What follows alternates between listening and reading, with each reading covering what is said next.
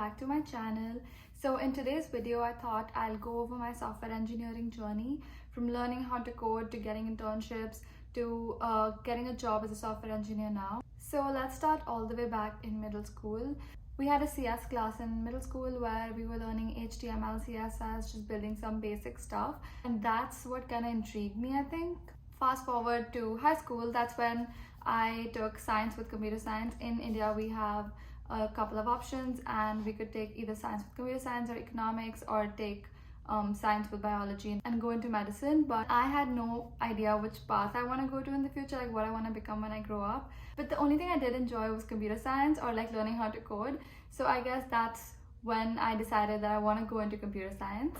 So I took science with computer science in high school in 11th and 12th grade.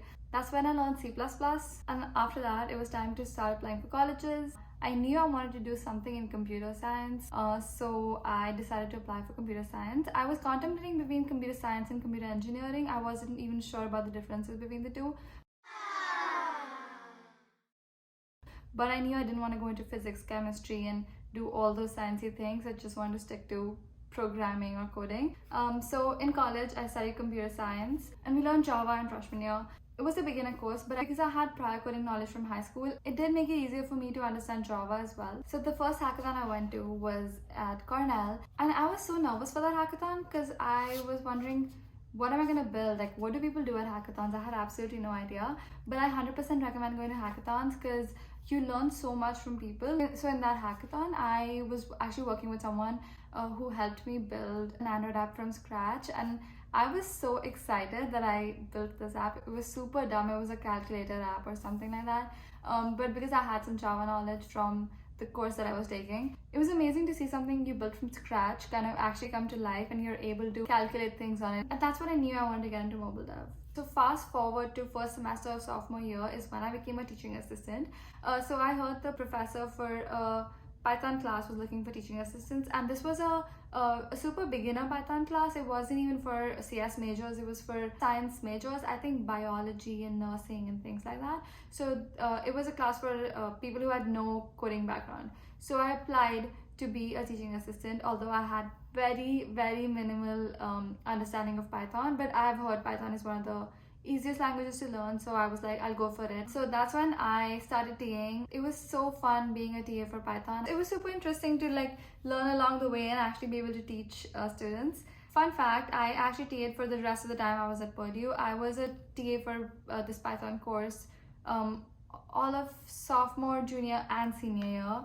And also in sophomore year, I took an iOS course. There was an iOS course being offered by CodePath at our university. Because I did have a lot of interest in mobile dev, but I had never gotten experience with iOS yet. So I was like, I wanted to learn it and see if this is something that I do enjoy. And yes, you guessed it, I absolutely love that course as well. That was definitely one of my favorite courses. So during that class, I learned how to code in Swift, which was super fun and easy to learn, I think. And because I had some Android knowledge, I think Android and iOS dev is so similar. There are a lot of differences, but some things are so similar. So it's easy to like pick up on the other if you already have the knowledge of one thing. So for the rest of my college year, any classes that required you to build a software engineering project, I built iOS apps, except for one class where I built a web app. And I did learn a lot of React during that, and I did enjoy React as well a lot. At the end of sophomore year, I actually interned with CodePath, the company that hosted those classes, CodePath. So they actually had a program with Facebook where they sent instructors and teaching assistants for Facebook University. And I got to intern there, and I was a teaching assistant for Facebook University for the Android course. So that was in this whole like interview and everything. That was an amazing time as well. I actually went to Facebook headquarters in Menlo Park, and that's where the classes were happening. After that summer is how I got into Android dev.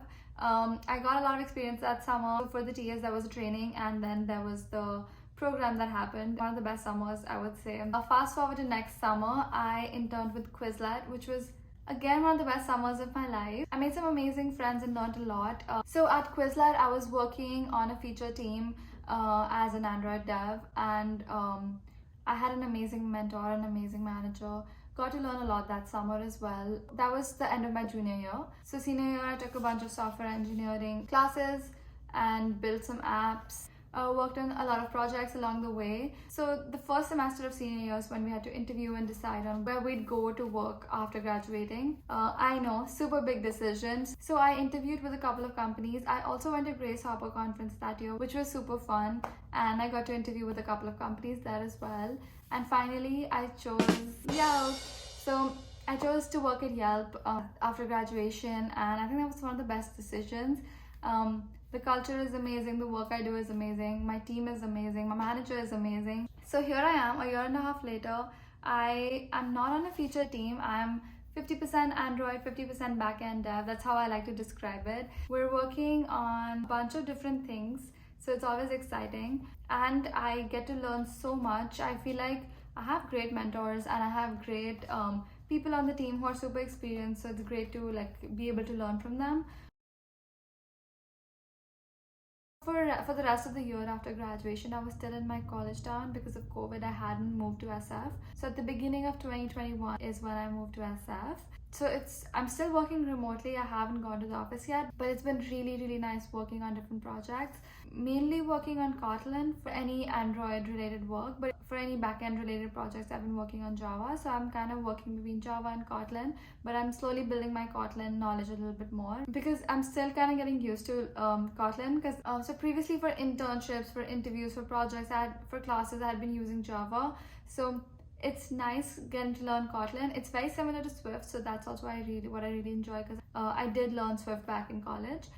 Fun fact, when quarantine started, we were all working from home, and I wanted to build something. I wanted to start a project, do like a side project while working, and we built a really fun drinking game. I'll link that in the comments below as well. I don't even know if that's working anymore actually. So that's pretty much my software engineering journey. Let me know if you have any questions in the comments below. So would I recommend going this path? Definitely. I think it's highly rewarding. You get to learn a lot, and it's never a dull or boring day because you're constantly working on new projects, building new features, testing new things, learning a lot of different tools. If you are confused, I would highly recommend giving it a try and seeing if this is something that you do enjoy. Yeah, that's pretty much it.